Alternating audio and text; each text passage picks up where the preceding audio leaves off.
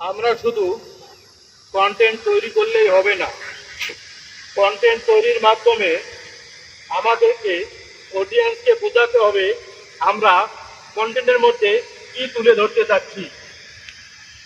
শুধু কন্টেন্ট তৈরি করে যাব তা হবে না, কন্টেন্টের মাধ্যমে অডিয়েন্সকে আকর্ষণ করে কাছে টেনে আনতে হবে, আমাদের অডিয়েন্স বাড়াতে হবে এবং কন্টেন্টের মাধ্যমে আমার প্রতিভাকে কাজে লাগাতে হবে। যদি আমি আমার প্রতিভাকে কাজে লাগাতে না পারি তাহলে আমি কিসের কন্টেন্ট ক্রিয়েটর, তাহলে আমি কন্টেন্ট তৈরি করে কি করব? আমাকে কন্টেন্ট তৈরি করতে হলে অন্যকে নকল করতে হবে না, অন্যকে নকল করে কন্টেন্ট তৈরি করা যাবে না। আমাকে কন্টেন্ট তৈরি করতে হলে আমার নিজের প্রতিভা খাটিয়ে, আমার নিজের মেধা খাটিয়ে আমাকে কন্টেন্ট তৈরি করতে হবে, তবেই আমি সফল হতে পারবো। অন্যরা তাহলে আমাকে অনুসরণ করবে।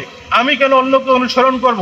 যদি আমি অন্যকে অনুসরণ করে কন্টেন্ট তৈরি করি তাহলে আমি কিসের কন্টেন্ট ক্রিয়েটর হিসেবে নিজেকে দাবি করতে পারি?